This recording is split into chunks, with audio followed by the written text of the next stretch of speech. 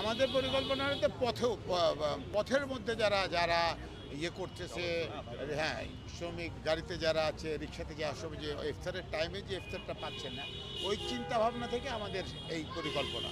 আমরা মানুষের পাশে থাকেন, মানুষকে পাশে রাখেন।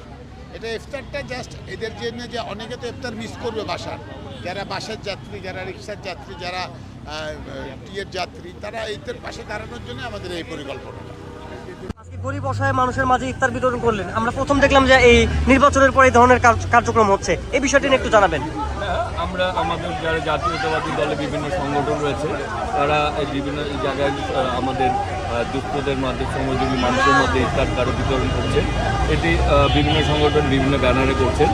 জাতীয়তাবাদী দলে বিভিন্ন সংগঠন রয়েছে, তারা বিভিন্ন জায়গায় আমাদের দুস্থদের মধ্যে, শ্রমজীবী মানুষের মধ্যে ইফতার কারো বিতরণ করছে।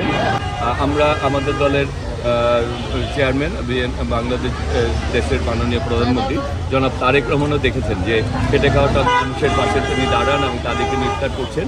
এবং আমরাও যারা এই আদর্শকে লালন করি, আমরা সবসময় খেটে খাওয়া মানুষের পাশে থাকার চেষ্টা করি এবং আমাদের সংগঠন নেতৃবৃন্দ থাকছে। একটি ভালো উদ্যোগ। আমরা মনে করি এরকম উদ্যোগের মাধ্যমে আগামী দিনে আমরা সবাই দেশকে এগিয়ে নিয়ে যেতে পারি। ধন্যবাদ।